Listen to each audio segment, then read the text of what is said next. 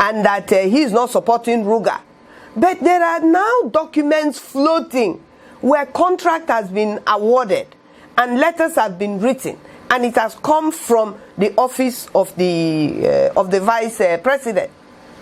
And so if he says that he is not aware, which is the theme of this government, they are not aware of anything, they're not even aware that they're in government.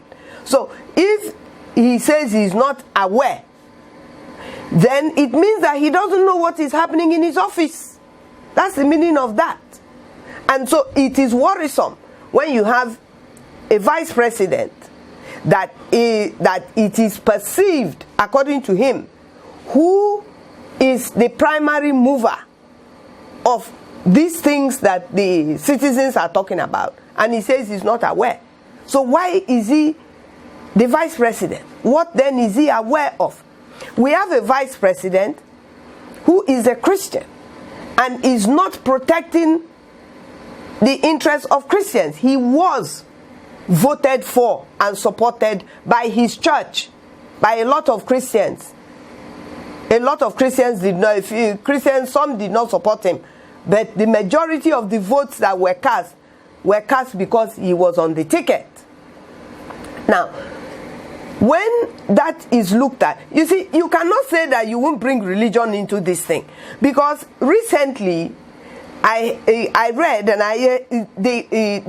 that the president says that he is not turning his back to the persecutions of Christians, because his friends, some of his friends are Christians. What's his name?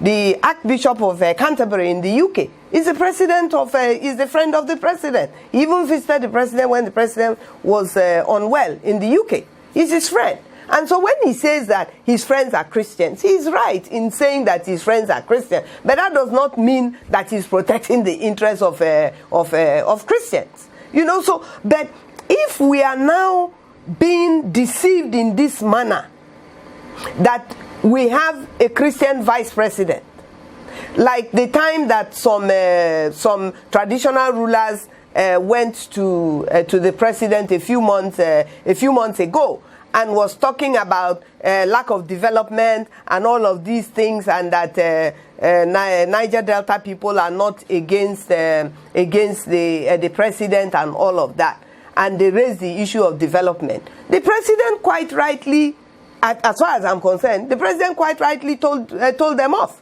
You know, that the government, the country has been in existence for a very long time.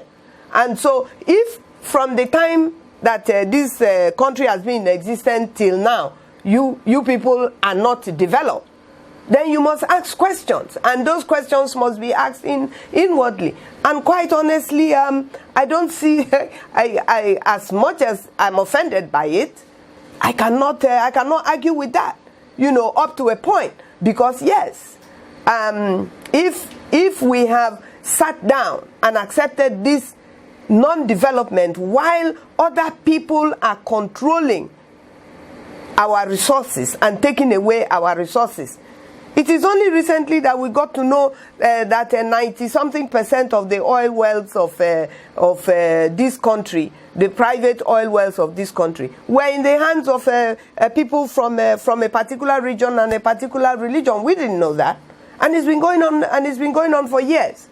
You know, so the people in the Niger Delta, the people in the 6 states, the governors, it is not enough to just make a statement that there is no land.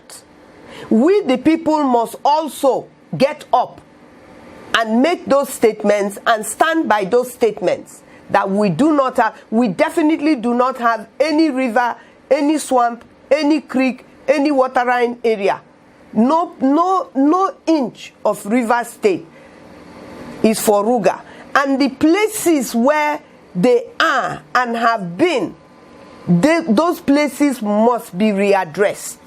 Places like Elele, places like Eche, where they have been there for years. We have to look at it. You can't just come and take over place and say, because the Constitution says so. If the Constitution says so, and it is now working against certain people and working in favor of certain people, we must look at the Constitution. At this point, the lines are open. Is 081 885 88155, 0809 289. That's your culture. It doesn't mean that you must come and impose it. It doesn't mean that you must come and take what is mine in this 21st century. No, no, no.